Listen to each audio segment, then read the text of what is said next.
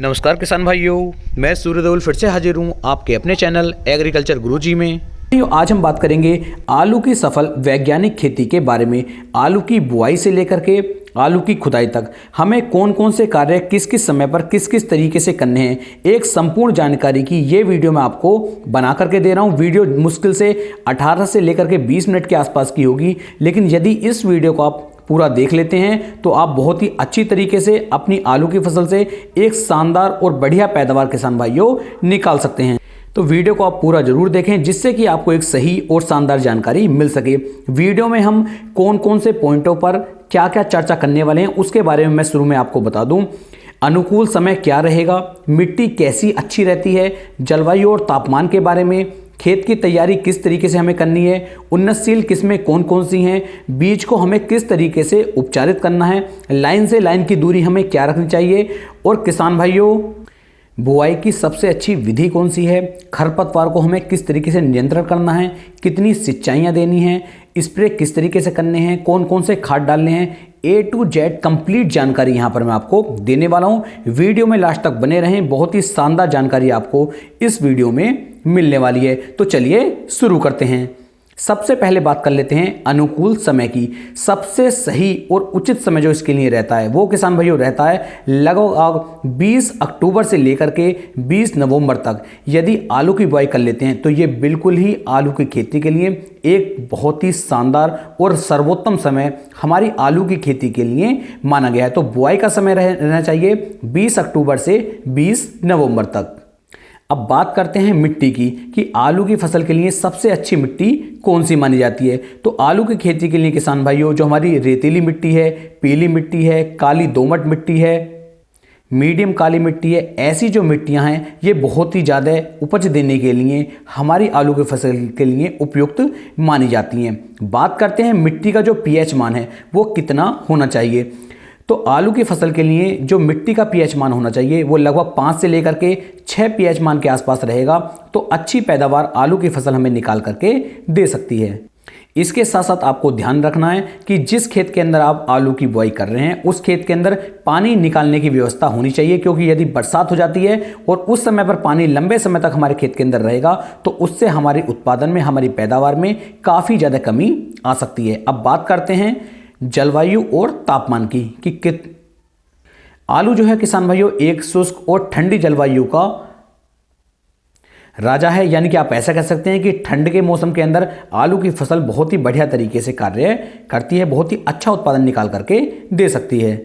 बात कर लेते हैं आलू के बुआई के समय तापमान कितना होना चाहिए। तो जिस समय पर हम आलू की बुआई करते हैं, आलू की बुआई करते समय लगभग 15 से लेकर 20 डिग्री सेल्सियस के आसपास तक यदि तापमान रहेगा तो बहुत ही अच्छी तरीके से आलू जो है जमाव करता है। जब हमारी फसल के अंदर कंद बनने शुरू होते हैं उस समय पर यदि तापमान 20 से लेकर 22 डिग्री के आसपास रहेगा तो बहुत ही अच्छी पैदावार आलू की फसल से देखने को मिल जाती है। तो किसान भाइयों ध्यान दें कि लगभग 15 से लेकर यदि 22-25 तक हमारा टेम्परेचर मेंटेन रहता है तो आलू की फसल शानदार पैदावार आपको निकाल करके दे पाएगी।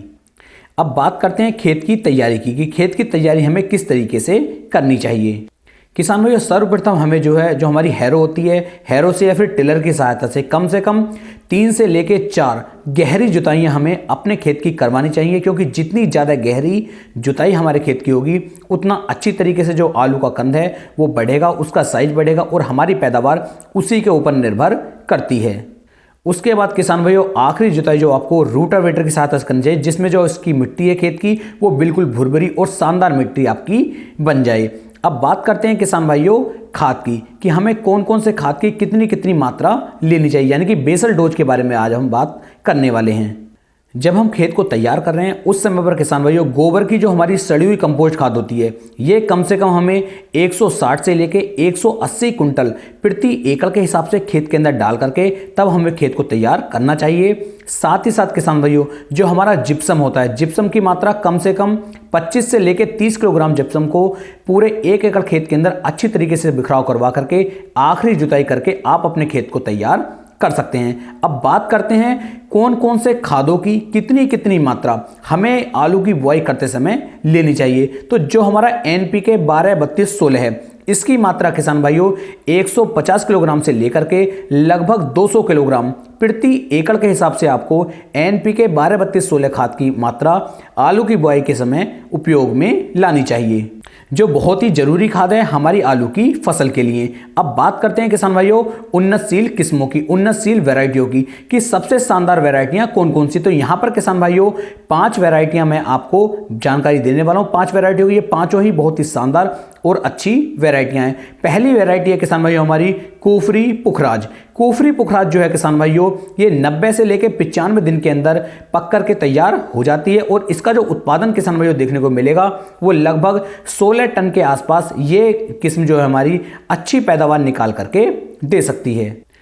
दूसरी जो वैरायटी है वो ले सकते हैं किसान भाइयों आप कुफरी अशोका। ये वैरायटी आपकी 70 से लेके 80 दिन के अंदर पक करके तैयार हो जाती है और इसके उत्पादन की बात करूं तो 160 कुंटल से ऊपर ही इसकी पैदावार आपको प्रति एकड़ देखने को मिल जाएगी। तीसरी वैरायटी है किसान भाइयों कुफरी बादशाह, जो 100 से लेके 110 दिन के अंदर पक करके तैयार हो जाती है और ये वैरायटी भी आपको लगभग 180 कुंटल प्रति एकड़ के हिसाब से पैदावार निकाल करके दे सकती है। इसके अलावा अगली वैरायटी हमारी कुफरी बहार, जो ये वैरायटी है ये भी हमारी 100 से लेके 110 दिन के अंदर पक करके तैयार हो जाती है। पांचवी वैरायटी है किसान भाइयों कुफरी लालिमा, जो 100 से लेकर के 110 दिन के अंदर पक करके तैयार हो जाती है। ये पांचों वैरायटियां आपकी ऐसी हैं जो लगभग 160 कुंटल से लेकर के 200 कुंटल प्रति एकड़ तक की पैदावार आलू की फसल से निकाल करके आपको दे सकती हैं। आलू की इन किस्मों के बारे में थोड़ी सी जानकारी मैं आपको और दे दूं। इन आलू की वैरायटियों को किस्मों को आप उत्तर प्रदेश में, मध्य प्रदेश में, पंजाब में, हरियाणा में, हिमाचल प्रदेश में, उड़ीसा में आदि राज्यों में आप इन सभी आलू की वैरायटियों की बुआई कर सकते हैं। बहुत ही अच्छी और शानदार पैदावार आलू की ये किस्म आपको निकाल करके देगी। ये जो हमारी वैरायटियां हैं इनके अंदर early blight, late blight, heat resistance की जो समस्या है ये बहुत ही कम आपको किसान भाइयों देखने को मिलेगी। इसके साथ साथ मैं आपको बता दूं अपने क्षेत्र के अनुसार, अपने राज्य के अनुसार भी आप किस्मों का चयन कर सकते हैं। अब बात करते हैं बीज उपचार की कि सीड ट्रीटमेंट हमें किस तरीके से करना है। बीज उपचार करना किसान भाइयों बहुत ही ज़्यादा जरूरी है, क्योंकि यदि बीज उपचार आप नहीं करेंगे तो आलू की फसल के अंदर फंगस का और कीटों का अटैक ज़्यादा हो जाएगा, जिससे हमारी पैदावार में बहुत ज़्यादा असर देखने को मिल सकता है। तो बीज उपचार के लिए सबसे अच्छी जो दवाई है वो है किसान भाइयों बासेफ कंपनी की एक्सोलोरा फंगीसाइड, जिसके अंदर आपको थायोफिनेट मिथाइल 45% और पायराक्लोस्ट्रोबिन 5% FS फॉर्म में देखने को मिल जाता है। उपचारित करने का सबसे सही तरीका क्या है? लगभग आपको किसान भाइयों 13 से लेके 14 लीटर पानी की आवश्यकता पड़ेगी और उसके अंदर आपको 200 ml जलोरा फंगीसाइड को मिला करके इससे आप लगभग 15 से लेके 16 कुंटल बीज को अच्छी तरीके से उपचारित कर सकते हैं। तो ध्यान दें कि जैगलोरा फंगीसाइड से ही आपको बीज उपचारित करना है, जो बासेफ कंपनी का आपको देखने को मिल जाता है। टेक्निकल थायोफिनेट मिथाइल 45% और पायलोएक्स्ट्रोबिन 5% FS फॉर्म में आपको देखने को मिल जाएगा। इससे बीज उपचारित करने के बाद आपकी फसल के अंदर फंगस का अटैक ना मात्र ही लगने के चांस रहेंगे। अब किसान भाइयों बात कर लेते हैं आलू की बुआई की। जब हम आलू की बुआई करेंगे तो ध्यान दें जो आलू के टुकड़े हैं वो लगभग 25-25 ग्राम के आसपास के होने चाहिए। अगर यदि इससे बड़े हैं तो भी कोई दिक्कत वाली बात नहीं है, लेकिन ध्यान दें कम से कम आलू के एक टुकड़े से 1 से लेकर 2 अंकुरण होना जरूरी है। यदि 1 से लेकर 2 अंकुरण होगा तो और भी अच्छी पैदावार आपको देखने को मिल जाएगी। तो बुआई की विधि किसान भाइयों 2 से लेकर 3 तरीके हैं जिनसे आप आलू की बुआई कर सकते हैं। हाथ के तरीके से भी, प्लांटर के द्वारा भी, और एक अब नई मशीन हमारी आ चुकी है जो ऑटोमेटिक ही इसकी बुआई करती रहती है। लेकिन यहाँ पर जो आपको बुआई करनी है वो पोटैटो प्लांटर के द्वारा यदि आप इसकी बुआई करेंगे तो ज़्यादा अच्छी पैदावार आपको देखने को मिल जाती है।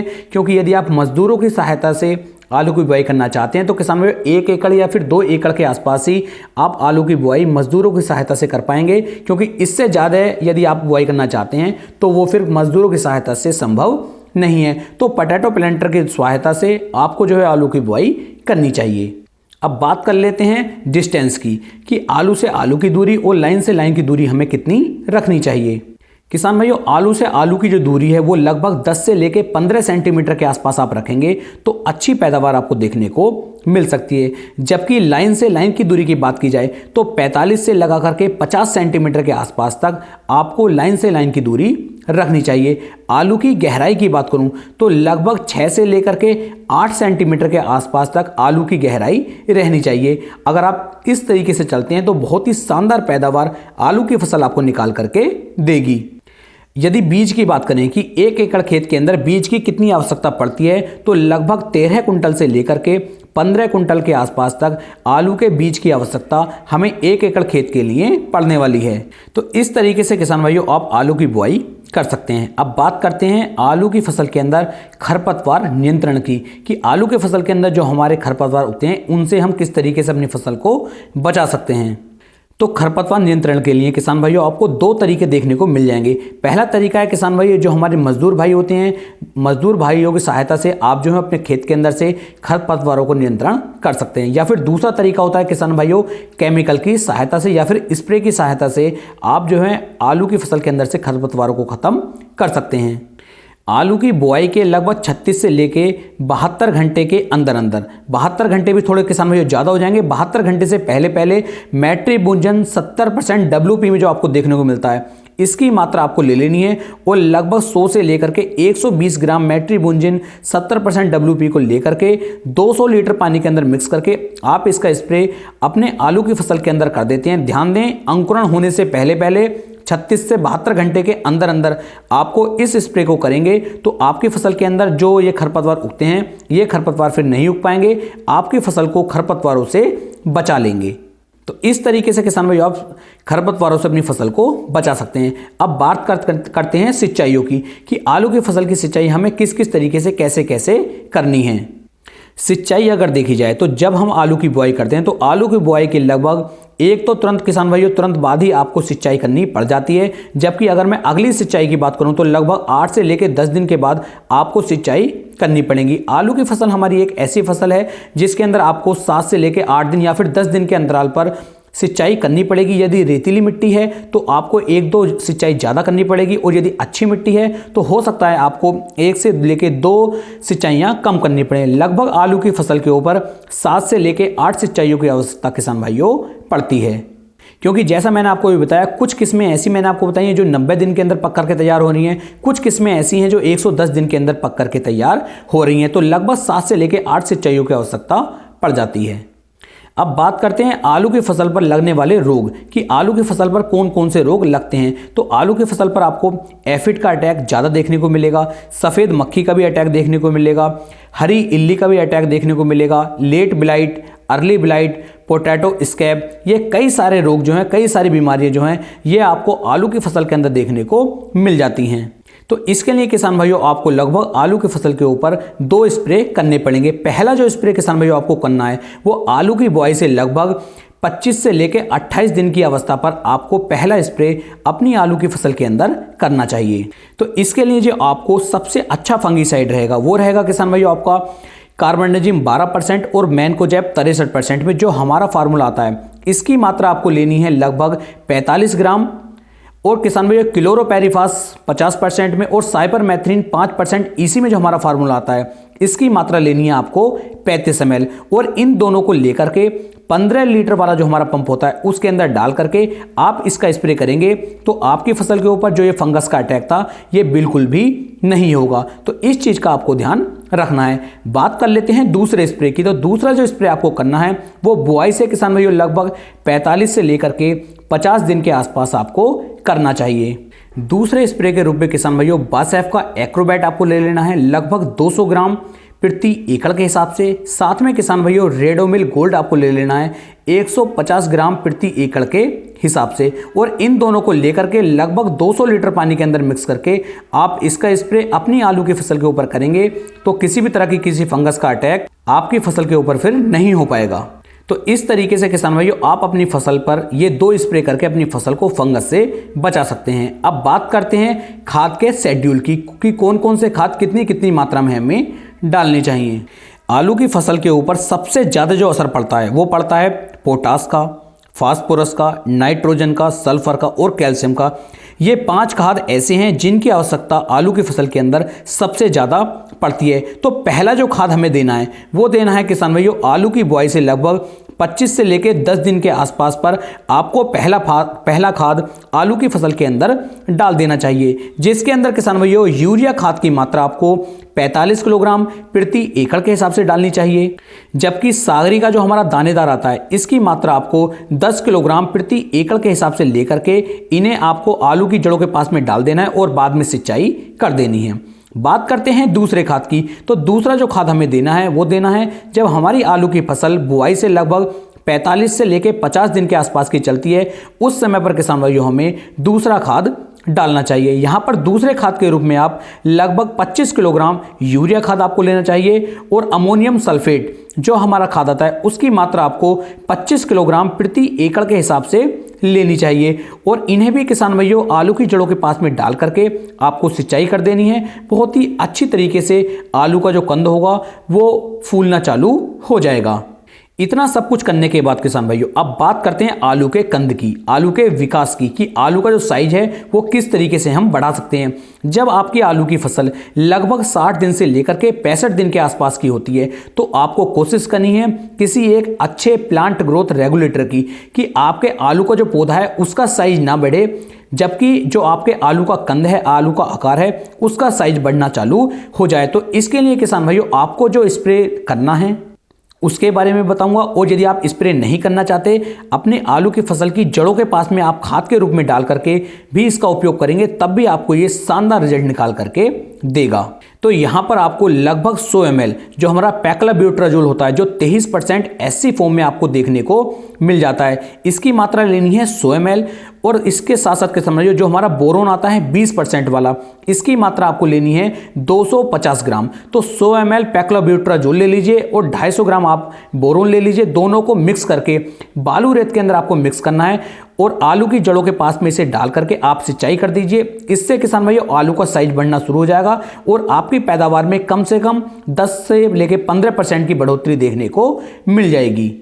तो इस तरीके से किसान भाइयों आप जो है आलू के आकार को, आलू के कंद को काफ़ी ज़्यादा बड़ा कर सकते हैं। यदि किसी तरह के कीट का कोई अटैक होता है तो आप किसी कीटनाशक का उपयोग भी यहाँ पर कर सकते हैं। साथ ही साथ किसान भाइयों यदि आपके आलू का साइज अच्छी तरीके से बढ़ करके नहीं चल रहा है तो आप इसके अंदर कैल्शियम नाइट्रेट का उपयोग भी कर सकते हैं, जिससे और भी अच्छी तरीके से जो हमारे आलू का साइज है वो बढ़ना चालू हो जाएगा। अब बात करते हैं हार्वेस्टिंग की।